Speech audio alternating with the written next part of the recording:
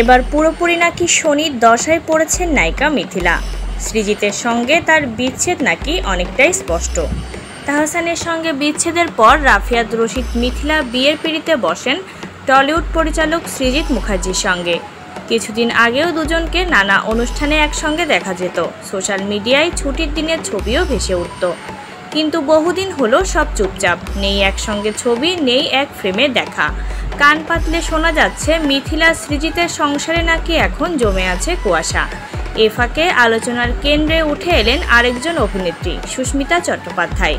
বয়সে নবীন, টলিপাড়ায় নতুন, আর হঠাৎ করেই তাকে ঘিরে চলছে গুঞ্জনের ঝড়। পরিচালক সৃজিত কি নতুন করে প্রেমে পড়েছেন?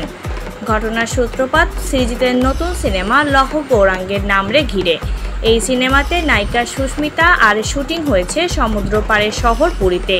শুটিংয়ের ফাঁকে সুস্মিতা একটি ছবি পোস্ট করেন, যেখানে দেখা যায় তিনি আর সৃজিত হাতে হাত রেখে সমুদ্রের ধারে দাঁড়িয়ে। ক্যামেরার পেছনে কেউ নেই, ছবিটা যেন নিজেরাই বলে দিচ্ছে কিছু। ছবির পর গুঞ্জন, গুঞ্জনের পর প্রিমিয়ার। গত শুক্রবার জয়া আহসানের ডিয়ার মা সিনেমার প্রিমিয়ারে হাজির হন সৃজিত ও সুস্মিতা, হাতে হাত ধরে, একদম বলিউডের ভঙ্গিতে। দুজনের চোখে মুখে লুকানো নয়, বরং খানিকটা যেন জানানোর ইচ্ছাই স্পষ্ট।